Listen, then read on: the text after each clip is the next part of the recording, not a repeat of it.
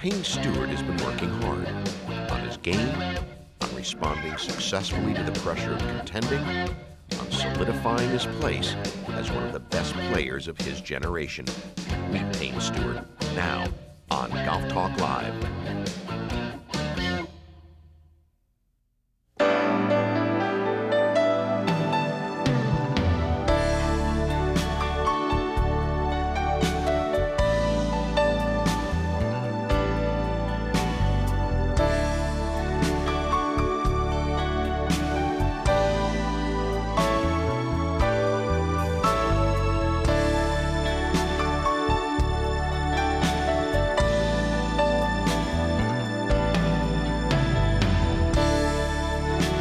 The following is an encore presentation of Golf Talk Live.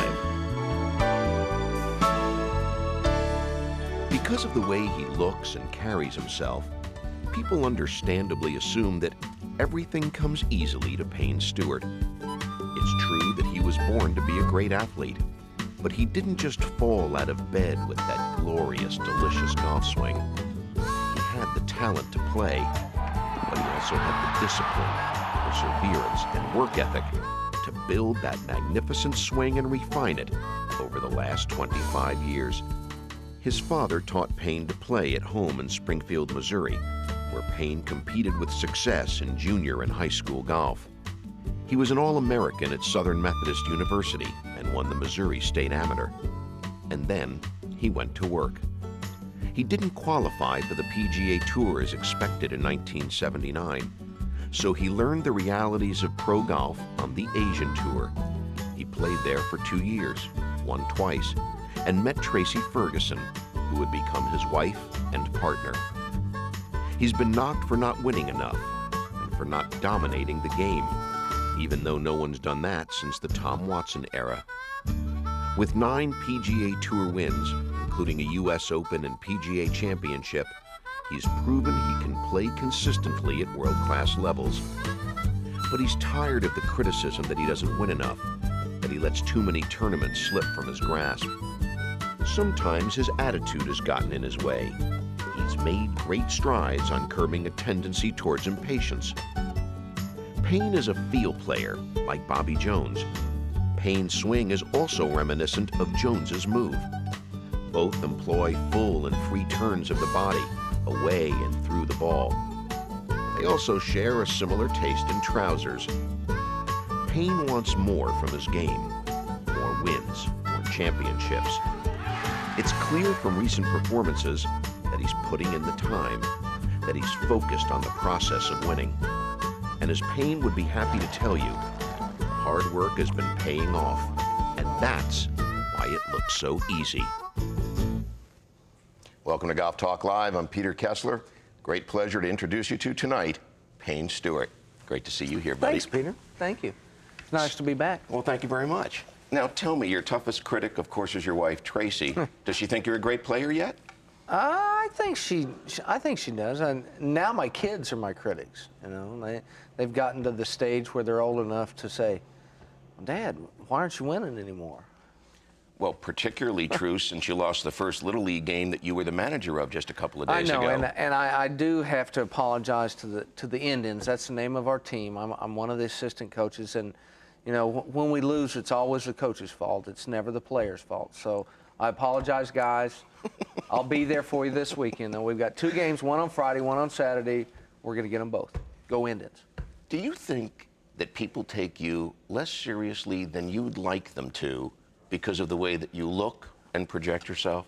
Well, Peter, I have a lot of fun with life. I enjoy laughing. I enjoy practical jokes.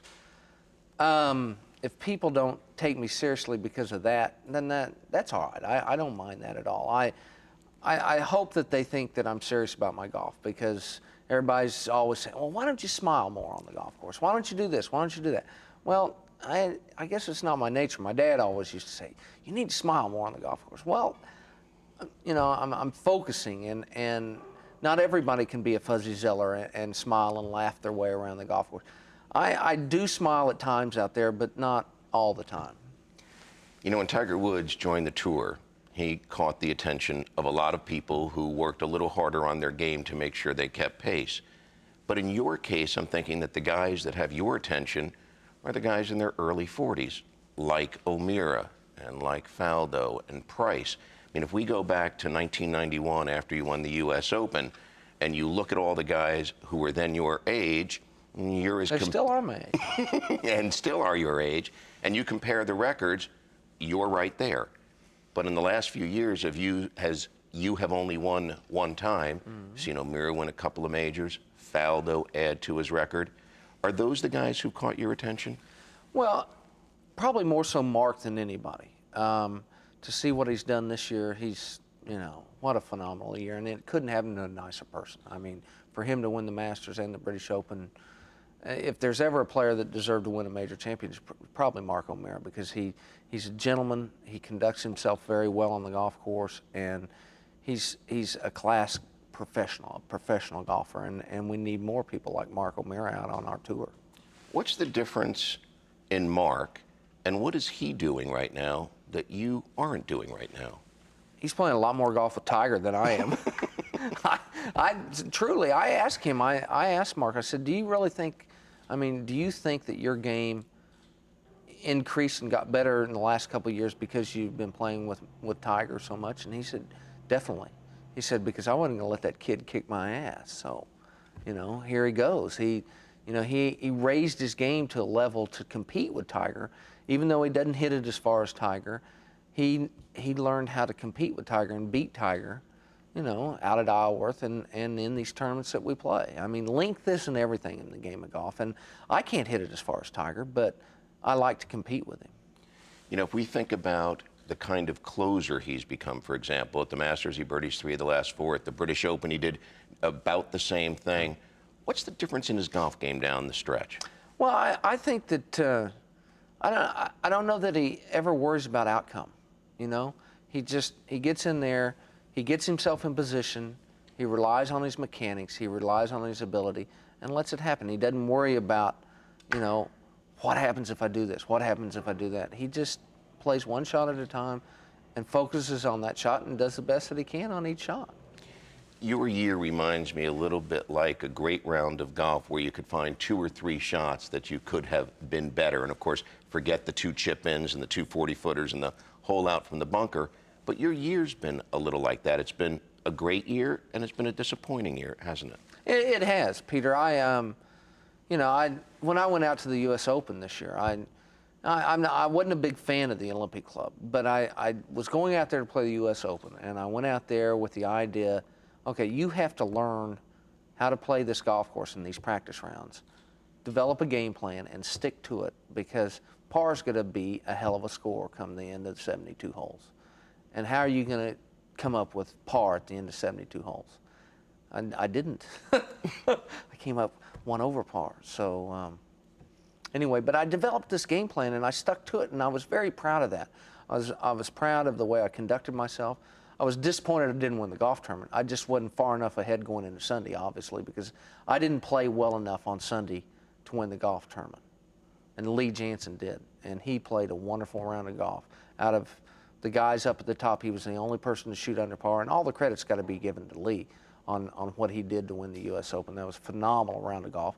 I didn't get the job done. I'm going to sit here and I'm going to tell you I didn't get the job done. It's nobody's fault but my own. What did it mean to you to be at the same golf course where your dad qualified and played in the U.S. Open, of course, the one where Fleck beat Hogan? Right. Peter, I asked my mom, she was out there with me, and I said, what did Dad shoot out here? She says, I don't know, but I remember all he was saying is, man, this rough is high. 88, 83. And she said, the rough was higher when your father played out here than when you're playing. And so I had him look it up, and I said, ooh, those weren't very good scores. But, just the fact that he'd qualified as an amateur and played in the United States Open out at Olympic Club, there was some special magic that I think rubbed off on me that week out there. If you talk to a great baseball hitter and ask them about hitting, they'll say, oh, well, baseball's my sport and hitting comes easy to me.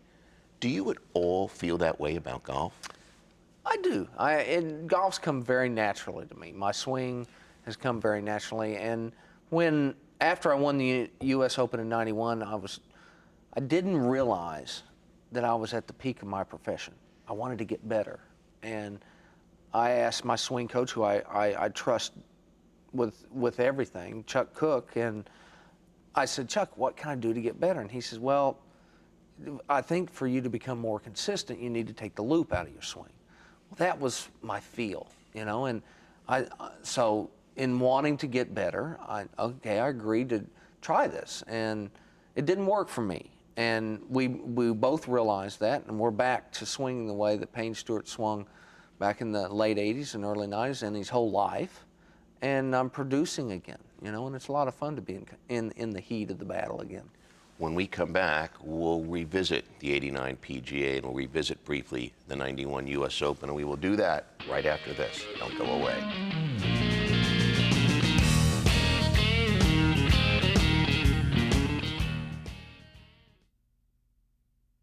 Camerton. Do you remember this day, Payne? Yeah, this looks like the 16th hole, birdie putt. It had a big left to right breaker. That was a special day. That was a good day. That was a good day. That one will always, I'll always remember that one. You know, at the time, and for a while after, people said, oh, he backed into it. But you know, the further we get away from it, just like the further we get away from Faldo and Norman at the Masters in '96, the more that you come to realize that the man who puts together the best 72-hole score didn't back into the championship. Faldo ended up winning by 5 shots that day, but yet for a while it was Norman lost the golf tournament. When we look back at the '89 PGA Championship, Mike Reed, who you caught and passed, except for one day, his scores went up every day. And you did just the opposite, except for one day, every day your scores went down. Do you feel now that you won the championship? Well, Peter, I've always believed that I've won the championship. It was, you know, the media and the people that, I don't know, maybe are jealous. Whenever anybody talks bad about somebody else, it's always because they might be a little jealous of what they've accomplished. And, you know, when they said that I backed into the PGA, well, fair enough, but I still won the golf tournament. I still played 72 holes better than anybody else. And that's the bottom line in golf. If I could have played 63 holes at the United States Open this year, hey, I'd have won a second U.S. Open, but you got to play 72 holes in every tournament, and sometimes 90 holes, which the 91 Open, which was probably more satisfying than the PGA for the fact that I led every day or was tied for the lead. And they couldn't say that I backed into that tournament. Now, what'd they say? They said, did you see those scores they shot on Monday? 75 and 77, what's that? They had no idea what that golf course was playing like. I mean, you know, you're actually out there, you're playing for a score, but you're also playing one individual, Scott Simpson. And it was a tough day. But my score at the end of the day was lower than his, and that meant I won the championship, and they'll never be able to take that away from me. If somebody had said to you at the beginning of that week, you're going to win the U.S. Open this week, and therefore, to follow, wins will come in bunches, you would have believed that absolutely, right? Well, I would have believed that I was prepared enough and my game was ready enough to win the U.S. Open that week. Now, the bunches afterwards, you'd like to think that winning a U.S. Open would continue to, you'd just build on it. Yeah, you'd like to believe that. It really hadn't happened in that manner, though. We're going to give some of our viewers a chance to ask you questions. We're going to start with Ed in Pennsylvania. How are you tonight, Ed? All right, thank you. Pleasure. Good evening. How are you? All right. Mr. Stewart, Yes, I sir. was wondering, how is your dad still influencing your game these days? I know he just recently passed away not too long ago, right? Well, about 13, 14 years ago. Oh, okay. My information was wrong. I'm sorry. But how is he still influencing your game? Well, and a lot of the things that I learned from him, and actually I was down in my golf room the other day, and I've got a lesson that he had given my wife, a handwritten lesson for what my wife was supposed to look for in my golf swing, and I read over it the other day. And you know, I just keep going back to probably the fact that the the competitiveness that he instilled in me is probably the single most factor that he taught me. He taught me how to compete. He taught me how to try on all, in everything I ever did. Even now when I compete with my kids, I don't let them win. If they beat me, that's great, and I'll shake their hand and say congratulations, but I'm not going to let them win. But that's what he taught me how to do. He taught me how to compete, and he could stick the needle in me deeper than anybody I've ever been around, and turn it quicker too. He'd get me so mad on a golf course it was scary. And then he knew he had me. And then I'd end up having to pay him a couple bucks at the end of the day, and that hurt worse than anything. How often do you think about the last conversation that you had with him when he was asleep in his chair and you went in to tell him that you were going to be a daddy? You're trying to make this night tough on me, aren't you? A little bit. That's always one of my most special conversations I ever had with my father. Telling him that Tracy and I were expecting Chelsea, and that was special. It was, I look back on that, and I miss him a lot. I wish he was. I know he's still watching, but I wish I could hug him when I win or whatever, and talk to him personally. It would be special. Freddie Couples was with us not too long ago, and of course his father passed away last year, and of course it was much more recent, but he was saying there are days when he goes to the phone to pick it up and dial the number. You still feel that sometimes a little bit? Yes, I still talk to him frequently. I'll be driving in a car going to get the kids at school or something, and I'll say, Dad, see how I screwed up Vancouver this year on the last 9 holes? I got to get over that. And he'll say, yeah, you got to keep finishing high and, keep your head still, stay behind it. Right foot up, left foot back. That's right. That's right. I got it. We'll take a short break. We will be right back. Don't go away.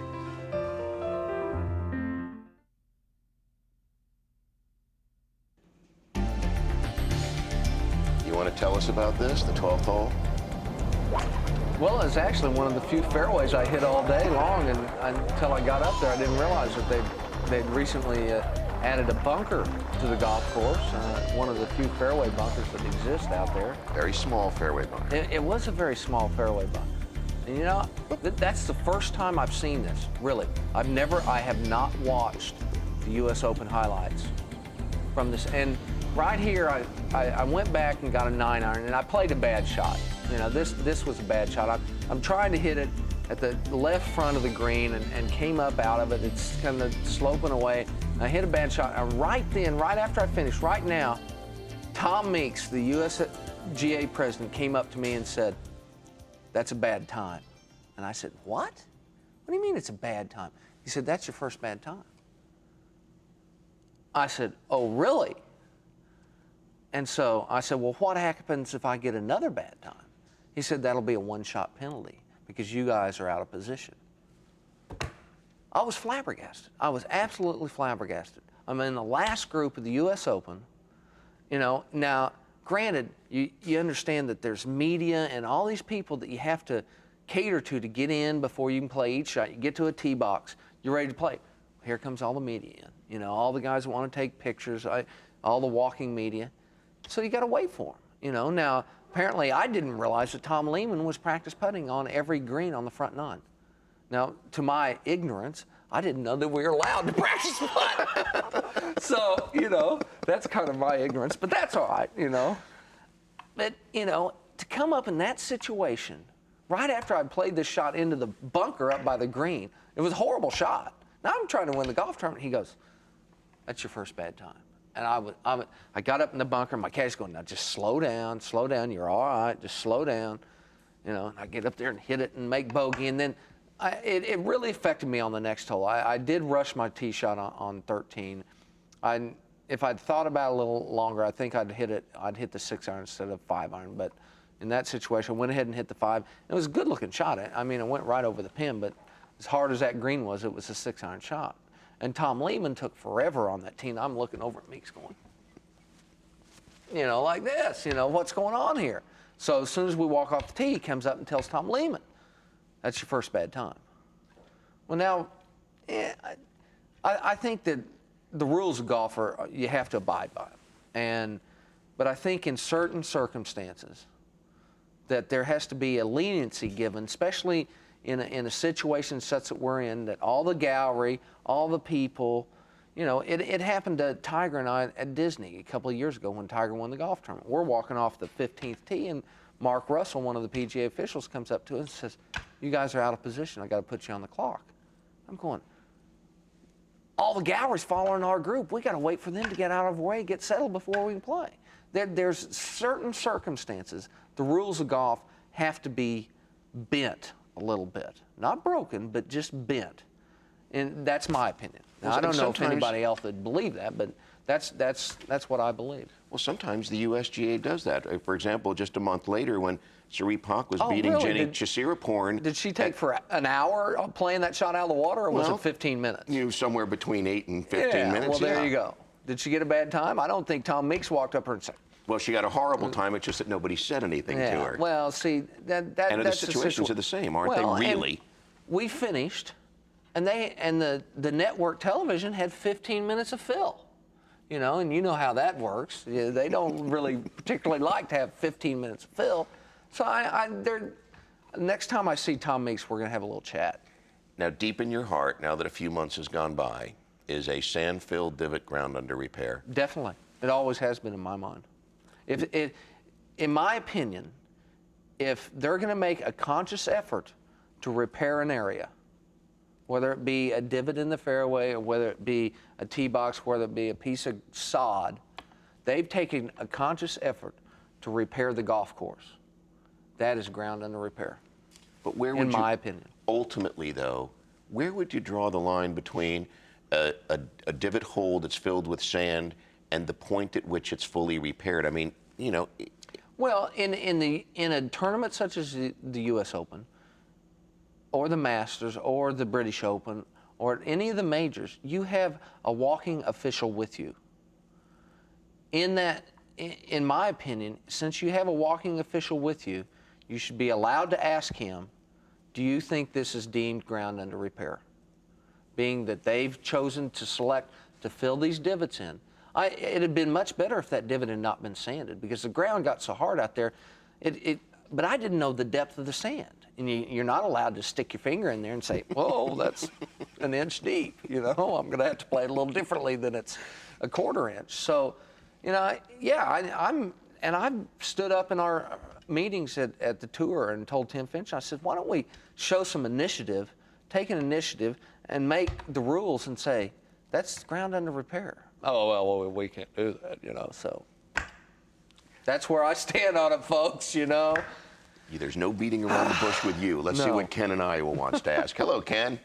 Hey, good evening, gentlemen. Nice to be with you. Thanks for taking my call. Sure. You had a great lead-in here to my question. I've watched a lot of events over the years, and I'm concerned about this growing thing where viewers become officials, micro-analyzing the game, and Payne alluded to it. You have a walking official, at least in USGA events, and what's their call worth, and how long? It would seem to me rules of equity and statute of limitations would, at some point in time, you draw the line and say, hey, 2 years from now, we're not going to criticize Mark O'Mara for maybe mismarking his ball. I don't know whether he did or didn't.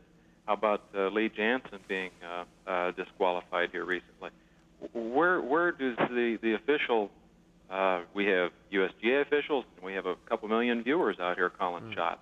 Your comments, man. Ken, I definitely agree with you. That's a great point you brought up. I mean, if in fact that the most of our tournaments right now on tour are not aired on Thursday and Friday, so the World Series is a special tournament and it's aired on Thursday and Friday.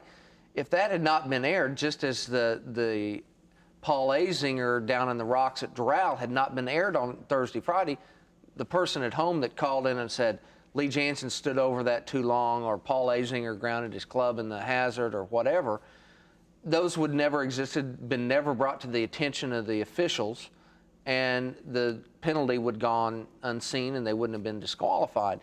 In that instance, it's a lack of our knowledge as professionals of really not knowing the rules backwards and forwards. And Ken, I'm as guilty as the next person of not knowing the rules back and forward. And if they gave us a rules test out on tour, I'd like to see how many people would really pass it. Gary Player was in a bunker a couple of years ago, and nobody knows the rules like he does, I think. And he uncovers some sand to find a golf ball, sees a golf ball, hits the shot, of course is penalized because you have to cover up the golf ball with sand See, again. I wouldn't. We've done that before. I've been guilty of. It wasn't my ball. It was another player in our group's ball. And we're searching in the bunker trying to find it. You know, so we finally uncover it. Well, we found that, okay, you see a dimple. Okay, there's a golf ball. You know, so I didn't know you had to cover it back up. See, like I'm saying, if we gave us a rules test, we'd flunk. You know, it'd be unbelievable. We wouldn't pass. We'll take a short break. Maybe I would. This is the last time I'm going to give you a hard time because we're going to take a look at that glorious moment at the Friday pin at Olympic Club and your first putt and your first, second, and third reaction. You can tell us all about it as we take a little look. Obviously, I didn't play enough break.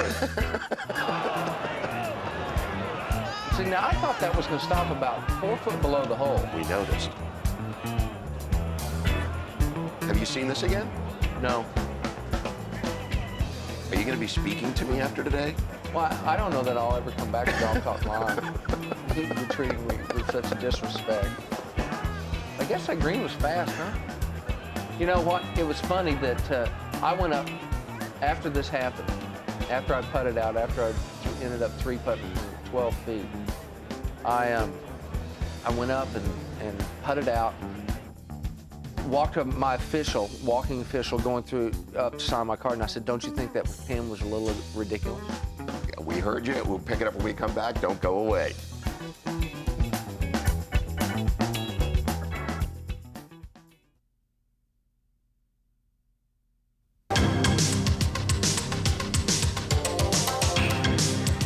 Every week on Golf Talk Live, you have the opportunity to ask a question of our guest, and the question for Payne Stewart tonight is, Payne, good showing at the GVO. Looking forward to watching you again next year. What are your feelings on the Tour Players Association? From Mike Wagner in Victoria. Well, Mike, thank you. I played good for 63 holes up there in Vancouver. I keep getting better every year in Vancouver. I'm 6th and 2nd, so next year, boy, I'm a lock. But anyway, the Players Association, I think, is there's a bunch of players on tour that are interested in the inner works at the PGA Tour office, which those guys supposedly work for us. All right, the commissioner works for us. All the people at the office up there works for us, and sometimes we don't feel that we're getting the proper responses to our questions or quick enough responses to our questions. One of their pat lines is, we'll look into it and we'll get back to you. You know, it's lawyer talk, you know. So we're interested in finding out some of the certain things. I mean, there's like supposedly $300 million in the general fund. You know, what's the general fund? Everything we hear about is, well, that goes into the general fund. Well, what's the general fund for? You know, what does it do? We want to know about these things. And being that we have a policy board and independent directors, they pass everything that goes on. Well, I'm in agreement with a lot of the other players is let all the players vote on it. Let the players pass policy for what we do out there for a living. You know, yes, we vote for the independent players. I mean, the independent board members are elected along with the player directors, but you know, we get a meeting at, say, at TPC, it's the annual meeting, and we got all the players there. Let's pass some policy right here, boys. Let's bring it up and vote on it. You got everybody here. Let's pass policy right now. Let's see how that works. That's the way they do it on the LPGA Tour. Well, Majority vote by the players changes policy. Isn't that how it works in the United States? Majority rule? Most companies, when we vote for people, yes. There you go. There you go. Let's see what Todd in Texas wants to ask you. Hello, Todd. Hey, Payne. Hey, Toddy. How are you, buddy? Good. How's it going? Good, thank you. Wanted to know if you outlooks for next year, what tournaments you're going to be playing, what your schedule looks like, and have you got any equipment changes coming up? Wait, first tell us who Toddy is. Well, Todd's a college buddy of mine that I grew up with. He actually is from Jefferson City, Missouri, and we met on a plane going to the U.S. Junior Amateur back in 1974 or 5. So we've known each other for a long time, and we've got children the same age. But anyway, Next year, the same amount of tournaments, Todd, probably. I reduced my schedule this year, and I found that actually played better. I've been more productive out on tour, and right now I'm in the last year of my Top Flight contract. We're talking to them along with other manufacturers, and we'll just see what comes about. Also want to tell you, I think you hit that putt at Olympic a little too hard. Oh, thanks a lot. Yeah, good friend. You're off the list. Not coming to your house, and he's not coming back to Golf Talk Live. Let's see what Max in Florida wants to ask you. Hello, Max. Hello, Peter. Payne, great to be talking to you. Thank you, Max. I got a question about, your swing seems so fluid, so tension-free, so effortless. Now, when you get out there in these tournaments, it's almost like you're playing on a Saturday afternoon with your regular foursome. What are your swing thoughts out there? What do you say you're able to do this? Well, Max, the one thing that when I'm swinging well at it, that I try to concentrate is all I think about is the rhythm of my swing. And I don't think about my backswing. I don't think about my follow-through. I just think about the tempo and the rhythm of my swing. And I've been doing it for so long that when I'm swinging in good rhythm, it just comes very naturally to me. I haven't had to work very hard on my rhythm. And when I am off, that's the sole thing that I go to the practice tee and try to work on. So it's almost never mechanics if there's a problem? Well, there's sometimes there's mechanics that the club might be coming a little bit over the top or whatever, and I've got a couple drills for that I do, but it's generally rhythm. If my rhythm's good and smooth, and a couple of drills that I do are like normally hit a 7-iron, say 160 yards, I'll go out, take a full swing with a 7-iron, try to hit it 130 yards. See if I can control the ball, control a draw or a fade with it by taking a full swing and only hitting it half the distance or 3/4 of the distance. And if I can get to that feel, then the rhythm's right, and then we're set. Sam Snead said that if he could hit every one of his clubs 100 yards with a full swing, that's when he knew his rhythm was good, including the driver. That's the same work I work on. It's funny that the guys will watch me hit these drivers in the practice rounds or practice tee warming up, and I'm only hitting them 100 yards, 150 yards, and they're kind of going, ooh, ooh. There's like, what is wrong with him, Well, it's just, it's a drill. It's just a rhythm drill to get a little of the tension out early and just get some rhythm built into the day. As we go to break, let's see some of the results that rhythm has yielded over the years as we take a look at some of the accomplishments.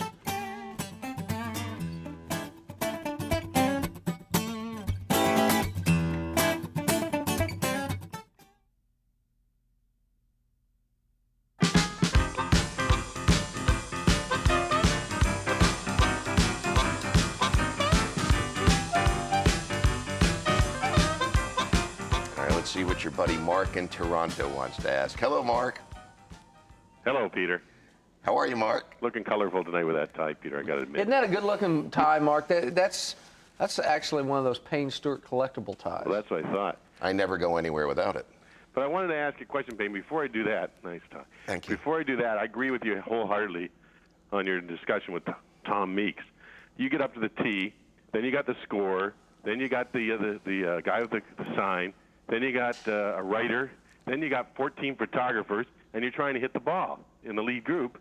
And I've been in a lot of majors, and by the time you hit the ball, it's like 3 minutes later. Well, that's right, and you do fall behind, and it was, like I said, I didn't realize that Tom was practice putting on the holes on the front nine, but I think that you have to be aware of the situation, and you have to kind of let that dictate.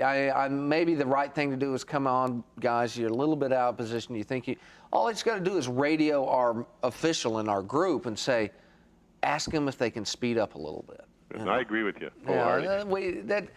It's our national champion. It's a major. It's Anyway, there needs to be special circumstances at certain places.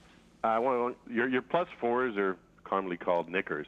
Can you tell the viewers a story about how you first started wearing them and You don't wear them in practice rounds. Does it make you feel different when you don't wear them? But I think that it's an interesting story. I'd like to hear it. Well, it started in '82. Actually, it started when I was on the Asian Tour in 1980 and '81. Saw a couple of Australian players wearing them, and I just thought they looked a lot different. And I finally got on tour over here in '81, and then in '82 I was playing, and I was wearing Izod clothes at the time. And I had on red slacks, white shirt, red stripe in it, and, looking like your typical golfer. And two guys down from me on the practice tee had the exact same clothes on. And right then I decided I didn't want to look like he did. So that's where the knickers came along, and I found a company out in Palm Springs that made them, and I called the guy up and said, look, I want to wear your knickers full-time on tour. I'm Payne Stewart. He says, oh, really? He says, I'll tell you what I'll do. He says, I'll sell you 3 pair, and I'll give you the 4th pair for free. I said, okay, you got a deal. So I ordered these pairs. First tournament I debuted them in, I'm playing in Atlanta on a Saturday. I'm playing with Trevino, pair of lavender knickers out. I was looking good in them, too. And, Trevino busted me a little hard on the first tee, but I expected that. And so, but the comments I got that day were very favorable, and that's probably the reason I've continued to do it. How much of your expertise in clothing do you owe to the fact that there was a time that you worked in a clothing store? Peter, if you knew what I did in that clothing store, oh, man, it was like, well, it started out, it was '79. I just missed the qualifying school. I'm out of college degree. Dad says, well, what are you going to do for a living now? I said, well, I'll go get a job. So I went down. I ended up, my first job lasted for 2 days, was at JCPenney, working sporting goods department. So I'm out at the club, and I told this guy that I'm working at JCPenney. He says, oh, you should come down and work at my clothing store. You'll make more money working for me. Okay, so I quit my job at JCPenney, go to work at the clothing store. Well, I'm a stock boy. I thought I was going to be selling. I'm a college graduate. I can sell. Like Dad. Yeah, I'm, painting the bathroom, folding clothes. I can fold clothes, though. I'm good for clothes folding. And so I get my check for 2 weeks' work, $83. I'd just been out on the golf course the day before. I beat some pigeons out of about 150. I went in and quit that day. And when I got my check, I said, J. Leo, I said, I appreciate your job, but my job's really out on the golf course. On that note, that's it. We will take a very short break, and we will come back and talk about Jake Trout and the Flounders. Don't go away.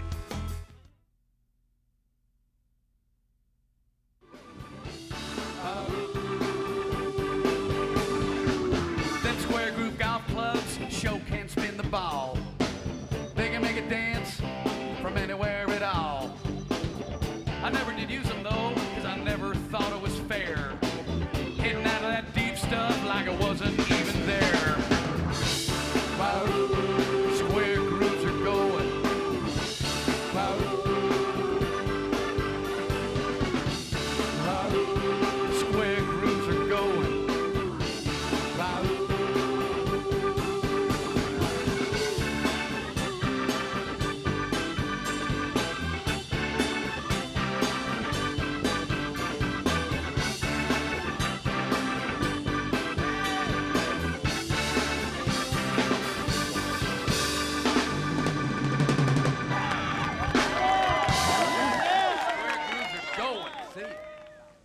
Waiting for your new album was like in the 60s when we wait for the next Beatle album, breathlessly.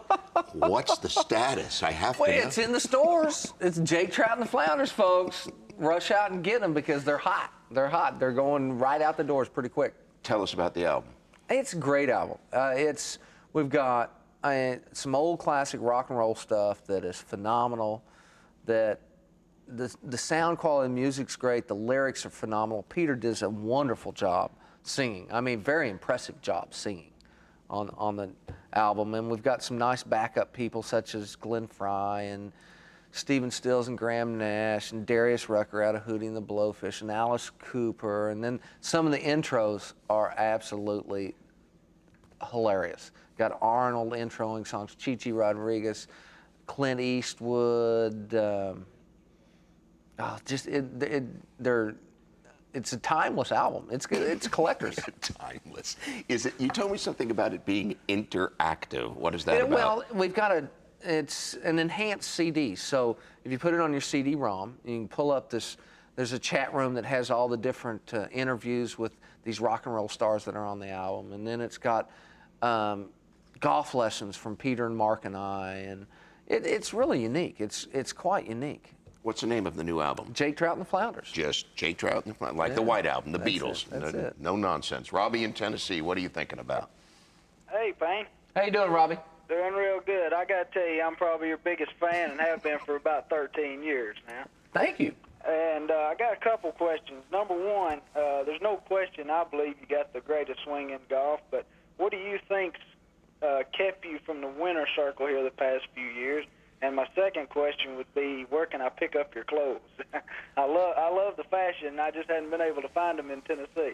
Well, now, Robbie, in answer to your second question, I've got a great salesman in Memphis, based in Memphis. Her name's Vicki Hopkins, and she's selling all the pro ships in Nashville and Memphis. I don't know where you're located, but she's in that area, so check your local pro shops for the Payne Stewart apparel. And in answer to your first question, it's a great question.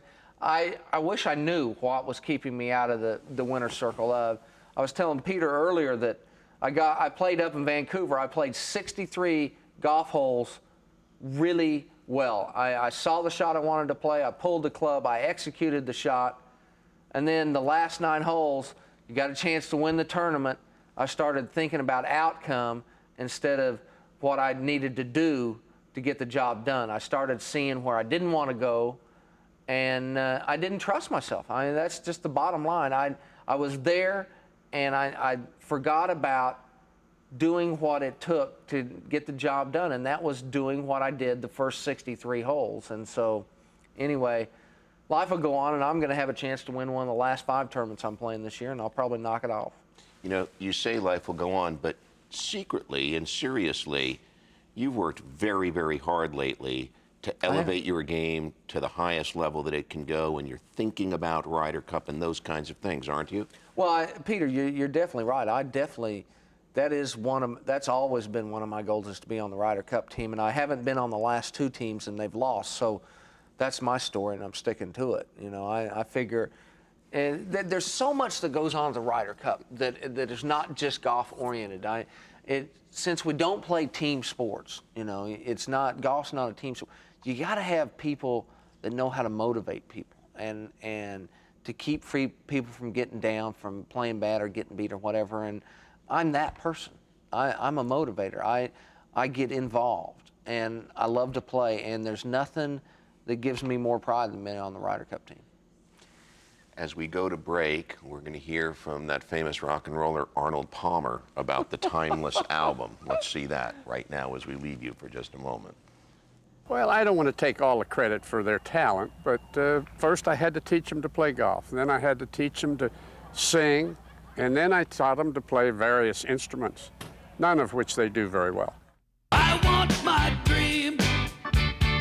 Yeah, really not so lean and mean. I got good eyesight, I'll be all right. I get my dentures shining bright. I got a deaf right ear.